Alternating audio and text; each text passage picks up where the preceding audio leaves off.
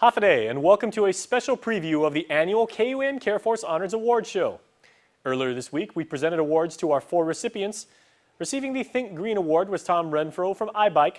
The 2015 Health and Wellness Honor goes to Dr. Annie Berdalio from Sago Managu. Our Adahin y Cultura Award goes to the Master of Chamorro Dance, Senor Fragropon. And our Selfless Service Award went to West Care Pacific Islands Vice President Sarah Thomas Nedadog. Our awards presentation was held at the AK Lexus showroom in Tamuning, and like KUAM, AK is committed to our community.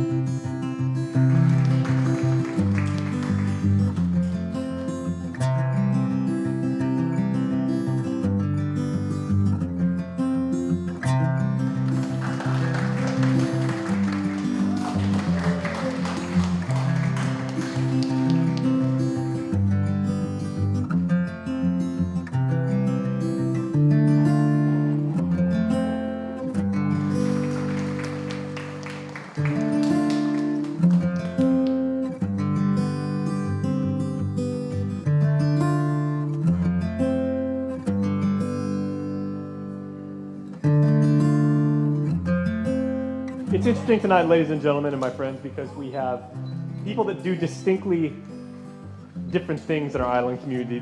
They've undertaken wildly different missions, and of course this is our life's work. We have Sarah, who makes the quality of life for so many of us better and improving people. We have Senor Frank, who preserves culture and preserves a way of life, and then of course Dr. Annie maintains life. You're dealing with life. So we'll start with you, Doc. What are some of the biggest challenges over the course of your career to stay motivated and to stay focused and to keep your eyes on the prize, as they say? Well, sometimes it's exhausting. So, trying to have that work-life balance. And there are just so many needs in our community, so we're never short of projects to start or ways to look at our community, and there's never short a topic of talking about health to everybody.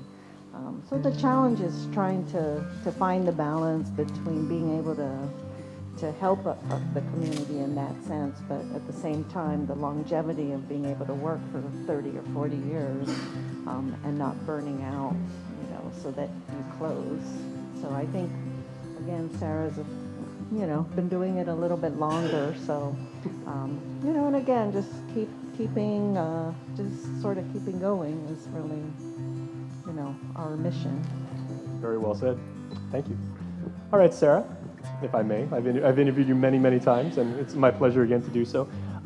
Your job, of course, when, like as Marie was saying, you're very well known in our community for, someone who's worked in the nonprofit sector. And I would say by virtue of that work, without the help of the community, you would not be allowed to do your work, but then circuitously you give so much back to the community. Kind of like talk about that relationship, about how you depend on the input from others and then how you're able to give back. That's a good question. I don't think that it's possible for us to mobilize our resources within the community to help individuals, to help families, unless people recognize that it is a problem and that they need to contribute. So I think that's probably the greatest challenge, is helping people see in their own lives or in their families or in their communities that there is something that needs to be made better and that they can actually contribute to that. Every single person in our community can do something every day to make Guam a better, healthier, safer, and more productive community. So it's getting people to that point, not just our politicals and our community leaders, but really everyone, the average person, can get involved. Anybody can make a difference. You've told me that many times. Absolutely, yes. Thank you so very much. All right, and Senor, humble as ever, with his head down, but your work and your passion, something you do every single day, you walk the walk, talk the talk, you live it, you breathe it, everybody can see how much this means to you. You honor the past of who we are as a people while educating and informing the future of Guam. And how have we changed in the years since you've been involved with what you do and everything like that? And how do you stay focused on maintaining our connection to the past? How have we changed? Well, in 1983, when I began Guma Tautotano, there was only about 60 of us that was willing to take the passion that we have and reestablish the identity of the Chamorro people that encompasses 4,000 years. 32 years later, we are now 9 Gumas cultural houses in Guam, in Luta, Tinian, and Saipan, in the West Coast and in Japan. And these are all cultural practitioners that are perpetuating, preserving, educating, and promoting the Chamorro language and culture. So we have changed in the 32 years. We've also made the change in the tourism industry by showcasing the proper image of what the Chamorro people should be representing, not the Polynesian culture that has been brought in since the beginning of the tourism industry. So there's a lot of changes, and those changes will continue to be an obstacle for all of us, simply because the generations that we face now and the generations that are to be born, because of the bombardment of all the Western influence that have entered our island, we have misplaced our identity as indigenous people. And in order for us to continue to make those changes, we need to re-identify ourselves and be proud of being Chamorros living in a Western-induced society, and not necessarily an American person living in a Chamorro society. All right, thank you very much. Well, see, everybody, what you see here is these 3 amazing Guamanians holding the hardware and feeling very, very honored as you applaud them and as you smile at them as you take their pictures. But if you have passion in your heart for making Guam a much better place, this could be you. If you truly believe in what you do and you get involved with the community, this will be you on a future KUAM CareForce Honors. We do guarantee it. So for some of his thoughts now, we'd like to call back Ernie. Hafade Toda Hamzu. Welcome once again to the AK Lexus showroom. And Atkins Kroll, we're very proud to be part of this. And as humans, we all run through the bumpy roads of life. Sometimes we have uphill battles. And sometimes when we come to crossroads, we need to find direction. So if it wasn't for the work and contributions of tonight's honorees and people like that in our community, then it all helps to make Guam a better place to live and makes us a better people. So we're very proud to be part of this, and we hope that you should be proud of the honorees tonight. So can we give them a round of applause?